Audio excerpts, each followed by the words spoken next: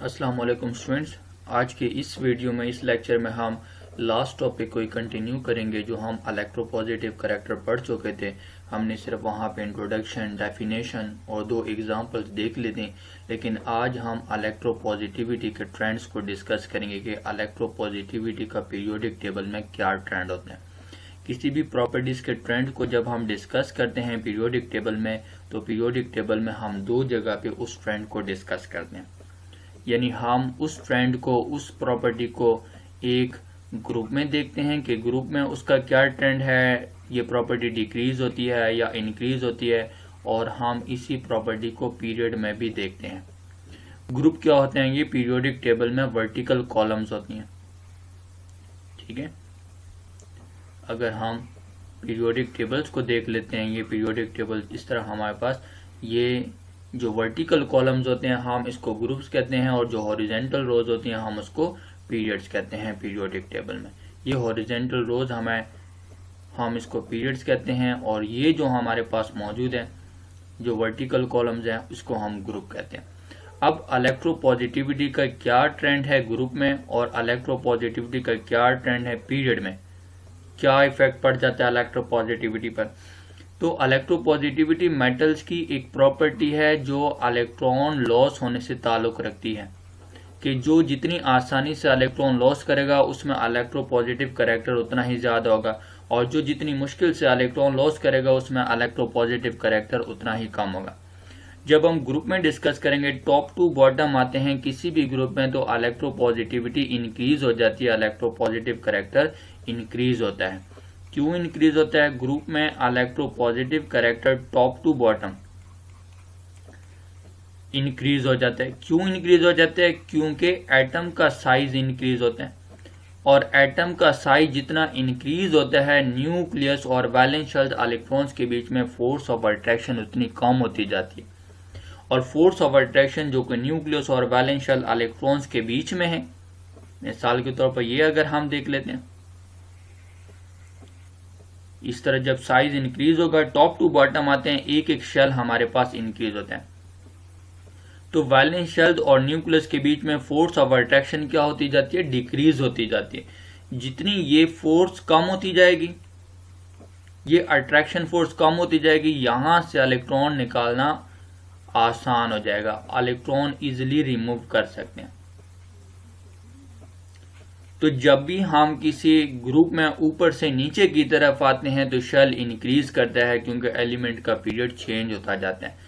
अगर हम पहले ग्रुप की बात कर लेते हैं, हम यहाँ पे थोड़ा सा इसको डिस्कस कर लेते हैं कि हमने कहा कि टॉप टू बॉटम किसी भी ग्रुप में आते हैं इलेक्ट्रोपॉजिटिव करैक्टर इंक्रीज होता जाता है। क्यों इंक्रीज होता है? क्योंकि साइज इंक्रीज होता है। कैसे? इस चीज को हम यहाँ पे देख लेते हैं। फर्स्ट ग्रुप जो कि अल्कली मेटल्स का ग्रुप है, हम इसमें देख लेते हैं लिथियम आ जाते हैं। लिथियम के नीचे सोडियम, सोडियम के नीचे पोटाशियम, फिर रुबिडियम आ जाते हैं, उसके बाद आ जाता है सीजियम, ठीक है, उसके बाद आ जाता है फ्रांशियम, आग एंड वाला जो एलिमेंट है। लिथियम का एटॉमिक नंबर हम देखते हैं ये 3 है। इसी तरह सोडियम का एटॉमिक नंबर 11 है, और पोटाशियम का एटॉमिक नंबर 19 है। रुबिडियम का एटॉमिक नंबर 37 है। रुबिडियम का एटॉमिक नंबर 37 और सीजियम का एटॉमिक नंबर 55 है। अगर हम सिंपली देखें ये किस पीरियड में पाए जाते हैं? ये सेकंड पीरियड का पहला एलिमेंट है। इसी तरह ये थर्ड पीरियड का पहला एलिमेंट है, और पोटाशियम फोर्थ पीरियड का पहला एलिमेंट है, और रुबिडियम फिफ्थ पीरियड का पहला एलिमेंट है। इसी तरह सीजियम सिक्स्थ पीरियड का पहला एलिमेंट है।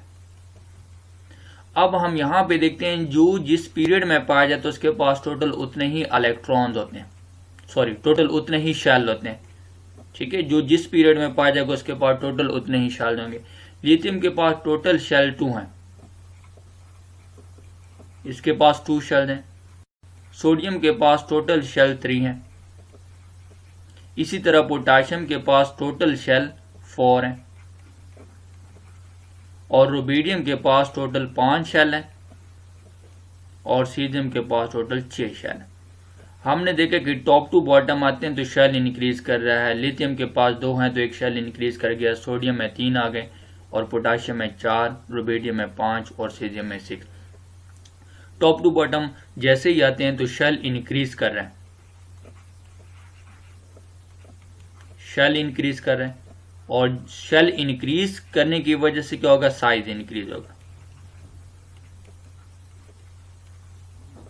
और साइज इंक्रीज करने से क्या असर पड़ेगा, साइज के इंक्रीज होने की वजह से फोर्स ऑफ अट्रैक्शन जो न्यूक्लियस है और वैलेंस शेल इलेक्ट्रॉन्स के बीच में, वैलेंस शेल इलेक्ट्रॉन्स के बीच में फोर्स ऑफ अट्रैक्शन डिक्रीज हो जाती है और जैसे जैसे ये फोर्स ऑफ अट्रैक्शन डिक्रीज होगी तो इलेक्ट्रॉन निकालना उतना ही आसान होता जाएगा, हम उससे उतनी ही आसानी से इलेक्ट्रॉन निकाल पाएंगे। तो हमने देखा कि लिथियम का साइज जो सबसे छोटा साइज है यहाँ पे और सीजियम का साइज उससे बड़ा है। और अगर हम इनके एटॉमिक रेडियस की बात कर लेते हैं, पिकोमीटर में हम बात कर लेते हैं, तो इसका होता है, लिथियम का हमारे पास होता है 152 पिकोमीटर। इसी तरह सोडियम का जो एटॉमिक रेडियस है वो 186 है, 186 पिकोमीटर और पोटाशियम का 227 पिकोमीटर है और इसी तरह रुबिडियम का 248 है। एटॉमिक रेडियस हम देख रहे हैं और जो सीजियम का है वो 265 है। तो हमने देखा कि एटॉमिक रेडियस को अगर हम यहाँ पे देख रहे हैं, कंसीडर कर रहे हैं, तो atomic radius top to bottom क्या कर रहा है, वो इंक्रीज कर रहा है। लिथियम का एटॉमिक रेडियस सबसे कम है, ये यूनिट में पिकोमीटर में लिख रहा हूँ, ये भी पिकोमीटर में, इस तरह ये भी पिकोमीटर में हम यूनिट लिख रहे हैं। तो टॉप टू बॉटम आते हैं, साइज क्या कर रहा है, वो इंक्रीज कर रहा है। साइज के इंक्रीज करने की वजह से वैलेंस शेल और न्यूक्लियस के बीच में फोर्स ऑफ अट्रैक्शन कम होती जाएगी और इलेक्ट्रॉन निकालना आसान होता जाएगा। जैसे जैसे इलेक्ट्रॉन निकालना आसान होता जाएगा तो इलेक्ट्रोपॉजिटिव कैरेक्टर इंक्रीज करता जाएगा। टॉप टू बॉटम किसी भी ग्रुप में आते हैं तो इलेक्ट्रोपॉजिटिव इंक्रीज होते हैं, इलेक्ट्रोपॉजिटिव कैरेक्टर बढ़ता जाता है। इसकी वजह है साइज इंक्रीज हो रहा है और न्यूक्लियस की जो अट्रैक्शन है, न्यूक्लियस की जो ताकत है, जो फोर्स है, वो वैलेंस शेल्स को अपने साथ मजबूती से नहीं जोड़ सकती। तो इस वजह से वो इलेक्ट्रॉन इजिली लूज कर दिए जाते हैं, आसानी से निकाल दिए जाते हैं। इसी तरह अगर हम ट्रेंड देख लेते हैं, पीरियड में हम ट्रेंड को डिस्कस कर लेते हैं। तो पीरियड्स क्या होते हैं, ये हॉरिजेंटल रोज होते हैं। हमें जो पीरियोडिक टेबल में हॉरिजेंटल रोज आ जाती हैं उसको हम कहते हैं पीरियड। तो पीरियड में जब हम ट्रेंड्स को देखते हैं, हम सेकंड पीरियड्स को यहाँ पे डिस्कस कर लेते हैं। पहले तो हम ये देख लें कि जो इलेक्ट्रोपॉजिटिव कैरेक्टर होता है किसी भी पीरियड में, लेफ्ट से राइट की तरफ ये डिक्रीज होता है। Electropositive character left to right जब हम जाते हैं तो इलेक्ट्रोपॉजिटिव कैरेक्टर पीरियड में डिक्रीज करते हैं। कैसे डिक्रीज करते हैं उसको हम यहाँ पे देख लेते हैं। लिथियम है, हम सेकंड पीरियड की बात करें, लिथियम के बाद बेरिलियम है, बेरिलियम के बाद जो एलिमेंट आ जाता है वो बोरोन, फिर कार्बन, उसके बाद नाइट्रोजन, फिर ऑक्सीजन है और उसके बाद फ्लोरीन है और एंड पे आ जाता है नियोन। ये सारे एक ही पीरियड से ताल्लुक रखते हैं। किस पीरियड से ताल्लुक रखते हैं, सेकंड पीरियड से। मैंने पहले बताया कि जो जिस पीरियड में पाया जाएगा उसके पास टोटल उतने ही शेल होंगे। इसके पास जो लिथियम के पास टोटल शेल हैं 2 शेल हैं। इसी तरह बेरिलियम के पास भी जो टोटल शेल हैं वो भी 2 हैं और बोरोन के पास भी टोटल 2 ही शेल हैं और कार्बन के पास भी टोटल 2 ही शेल हैं और नाइट्रोजन के पास भी 2 शेल हैं। इसी तरह ऑक्सीजन के पास भी 2 शेल हैं, फ्लोरीन के पास भी 2 शेल हैं और नियोन के पास भी 2 शेल हैं। इन सारों के पास 2 ही शेल पाए जाते हैं। तो हम देखते हैं कि जब हम किसी भी पीरियड में लेफ्ट से राइट की तरफ जाते हैं तो शेल इंक्रीज नहीं करता, बल्कि शेल क्या रहते हैं, वो सेम रहते हैं।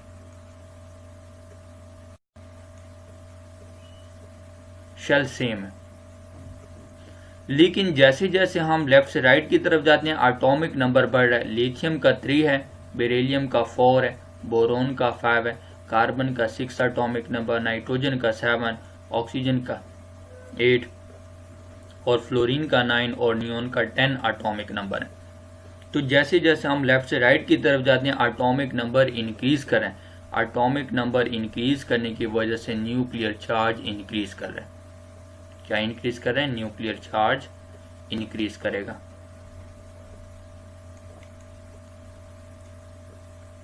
अब अगर हम देखते हैं लिथियम के न्यूक्लियस में टोटल 3 प्रोटॉन होते हैं और बेरिलियम के न्यूक्लियस में टोटल 4 प्रोटॉन होते हैं, बोरोन के न्यूक्लियस में टोटल 5 प्रोटॉन होते हैं, कार्बन के न्यूक्लियस में टोटल 6 प्रोटॉन होते हैं, नाइट्रोजन के न्यूक्लियस में टोटल 7 प्रोटॉन, ऑक्सीजन में टोटल 8 प्रोटॉन और फ्लोरीन में टोटल 9 प्रोटॉन और नियोन में टोटल 10 प्रोटॉन है।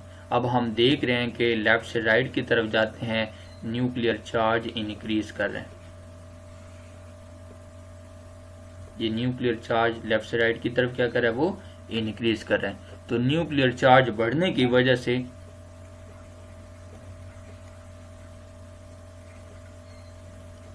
न्यूक्लियर चार्ज इंक्रीज हो रहा है। न्यूक्लियर चार्ज जैसे जैसे इंक्रीज करेगा तो यही जो 3 प्रोटॉन है ये इसके वैलेंस शेल में जो एक इलेक्ट्रॉन है उसको कम फोर्स से अट्रैक्ट करेगा, लेकिन यहाँ पे जो 10 प्रोटॉन है ये इसके वैलेंस शेल में 8 इलेक्ट्रॉन है। नियोन के वैलेंस शेल में 8 इलेक्ट्रॉन होंगे क्योंकि इसका एटॉमिक नंबर 10 है, पहले शेल में 2 और दूसरे में 8। तो इसके वैलेंस शेल में जो 8 इलेक्ट्रॉन है इसको ये 10 प्रोटॉन ज्यादा खींचेंगे, अपनी तरफ ज्यादा फोर्स से खींचेंगे। इसी तरह फ्लोरीन के वैलेंस शेल में 7 इलेक्ट्रॉन होंगे तो इसके 9 प्रोटॉन इसको अपनी तरफ ज्यादा खींचेंगे। तो जब न्यूक्लियस और वैलेंस शेल इलेक्ट्रॉन्स के बीच में फोर्स ऑफ अट्रैक्शन बढ़ेगी और हम यहाँ पे देख भी रहे हैं कि लेफ्ट से राइट की तरफ न्यूक्लियर चार्ज इंक्रीज कर रहे हैं। तो जैसे जैसे न्यूक्लियर चार्ज इंक्रीज करेगा तो यही न्यूक्लियर चार्ज अब वैलेंस शेल इलेक्ट्रॉन्स को, जो सारों का वैलेंस शेल सेम है, सारों के पास 2-2 शेल हैं तो सारों का वैलेंस शेल क्या है? सेम है। लेकिन वैलेंस शेल सेम होने के बावजूद या वैलेंस शेल सेम होने के साथ साथ इनके न्यूक्लियस में प्रोटॉन बढ़ रहे हैं और न्यूक्लियस में प्रोटॉन बढ़ने की वजह से यही न्यूक्लियर चार्ज इनके वैलेंस शेल इलेक्ट्रॉन्स को अब ज्यादा फोर्स से अट्रैक्ट करेंगे और जितनी ज्यादा फोर्स से अट्रैक्ट करेंगे उतना ही हमारे पास क्या होता जाएगा कि मिसाल के तौर पर अगर हम देख लेते हैं कि इतना ही ये क्या करेंगे, इस वैलेंस शेल्स को अपनी तरफ और ज्यादा न्यूक्लियस खींचेगा। ये जितना ज्यादा इस वैलेंस शेल्स इलेक्ट्रॉन्स को अपनी तरफ खींचेगा तो वैलेंस शेल इलेक्ट्रॉन उतने ही ज्यादा न्यूक्लियस के करीब आएंगे और एटम का इलेक्ट्रॉनिक क्लाउड क्या होता जाएगा? वो न्यूक्लियस के करीब आता जाएगा, जिसकी वजह से साइज डिक्रीज होता जाएगा। तो लेफ्ट से राइट की तरफ हम जब जाते हैं तो साइज क्या होता है? वो डिक्रीज हो जाते हैं, साइज डिक्रीज हो रहा है। तो पीरियड में साइज डिक्रीज हो रहा है तो साइज डिक्रीज हो रहा है। साइज डिक्रीज होने की वजह से इलेक्ट्रोपॉजिटिव कैरेक्टर क्या होगा? वो डिक्रीज होगा और न्यूक्लियर चार्ज क्या कर रहा है? वो इंक्रीज कर रहा है। न्यूक्लियर चार्ज इंक्रीज कर रहे हैं तो साइज डिक्रीज हो रहा है, न्यूक्लियर चार्ज इंक्रीज हो रहा है, जिसकी वजह से इलेक्ट्रोपॉजिटिव कैरेक्टर लेफ्ट से राइट की तरफ किसी भी पीरियड में डिक्रीज होगा। तो हमने देख लिया कि अगर हम बात कर लेते हैं कि किसी भी पीरियड में जो पहला एलिमेंट है, जिस तरह लिथियम है, इसमें इलेक्ट्रोपॉजिटिव कैरेक्टर सबसे ज्यादा होते हैं और जो सबसे आखिरी एलिमेंट होता है, जिस तरह यहाँ पे नियोन है जो कि नोबल गैस है, तो इसका इलेक्ट्रोपॉजिटिव कैरेक्टर सबसे कम होता है, यानी ये इलेक्ट्रॉन लॉस नहीं करेगा।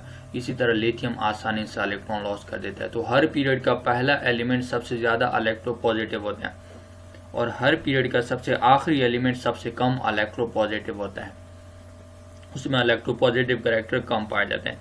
इस तरह हर पीरियड का जो हर ग्रुप का जो पहला एलिमेंट होता है, जिस तरह लिथियम है, इसमें इलेक्ट्रोपॉजिटिव कैरेक्टर कम होता है और हर ग्रुप का जो आखिरी एलिमेंट है, जिस तरह यहाँ पे सीजियम के नीचे एक और एलिमेंट आ जाता है फ्रांशियम, ठीक है। तो जो आखिरी एलिमेंट होगा हर ग्रुप का जो आखिरी यहाँ पे आखिरी एलिमेंट है उसमें इलेक्ट्रोपॉजिटिव कैरेक्टर सबसे ज्यादा होगा और जो सबसे पहला एलिमेंट होगा उसमें इलेक्ट्रोपॉजिटिव कैरेक्टर सबसे कम होगा।